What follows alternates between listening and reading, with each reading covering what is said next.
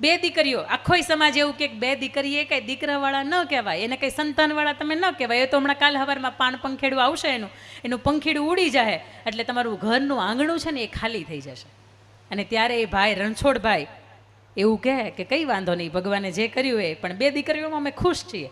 ધીરે ધીરે કરતાં એ દીકરીઓ મોટી થાય, એકને 10મું આવે, એકને 12મું આવે. એ રણછોડભાઈને પાણી વાળતા વાળતા વિચાર આવે કે દીકરીઓ હવે મોટી થઈ રહી છે, માંડ 8, 10, 15 વીઘાનું ખેતર છે, અને એમાંથી દીકરીઓને શિક્ષણનો ખર્ચ કેમ ઉઠાવીશ, એનો ભણતરનો ખર્ચ હું કેમ ઉઠાવીશ, એના ભવિષ્યમાં કેટલાય ખર્ચ આવશે હું કેમ ઉઠાવીશ. અને આ ચિંતાની અંદર એ રણછોડભાઈને એટેક આવે છે.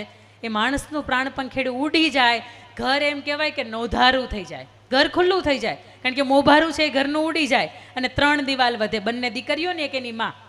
પણ બને છે એવું કે જે તે સમયે રણછોડભાઈએ ગામના કોઈ 2-4 વ્યક્તિઓ પાસેથી 3,60,000 રૂપિયા લીધેલા કે એને પાછા આપવા માટે, હજી પોતે બચ્યા નહીં. અને એ 3-4, હજી તો 12મું 13મું એની વિધિ પૂરી થાય. અને એ જ સમયે ગામના 2-4 લોકો હોય આવે ને એવું કે આ વર્ષ જૂનની અંદર થયું, આવતો જૂન આવે એ પહેલાં મને તમારે 3,60,000ની રકમ આપવી પડશે, અને ન આપો તો પછી 2 દીકરીઓ છે જ ને. આટલું બોલ્યા ને જતા રહ્યા. અને દીકરીઓને અંદરથી તિખાર્યો થયો કે બાપની હવે હાજરી નથી, ભાઈ આપણે ઠેકાણે નથી, અને માં હવે કરી ન શકે, એટલે જે કરવાનું છે ને એ આપણે કરવાનું છે. એટલે પોતાનું ગામ હતું ત્યાંથી એક શહેર થોડુંક નજીક થાય.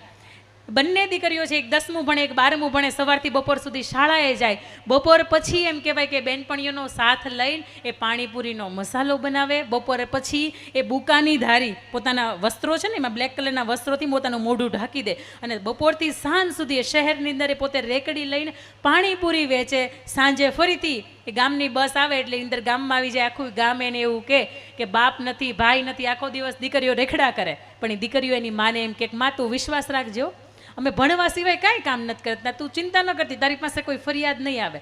અને આખરે 6-8 મહિનાનો સમય વીતે એટલે માં એવું કે બેટા આપણે એમ કરીએ કે મારી પાસે એક મંગળસૂત્ર રહ્યું છે અને એક ઘરનું આંગણું રહ્યું છે, આપણે એને વેચી નાખીએ, કારણ કે 3,60,000નું તમારા પપ્પાનું દેવું છે ને એ ભરવું પડે. એમ જેને તે દિવસે દીકરીઓ ફોડ પાડે છે કે માં તું ચિંતા ન કર, અમે સવારે 10મું અને 12મું સવારથી બપોર સુધીની શાળામાં અમે પૂર્ણ કર્યું છે, અને બપોર પછીથી સાંજ સુધી આ શહેરની અંદર અમે બેનપણીઓના સાથથી અમે પાણીપુરી વેચી છે, અને એમાંથી 4,20,000 રૂપિયાની અમે કમાણી કરી છે. કે માં આલે તારા 3,60,000 તું ભરપાઈ કરી દે, એ માણસ આપણી સામે અવળી રીતે જોવું ન પડે. સાહેબ આ દીકરીઓ છે.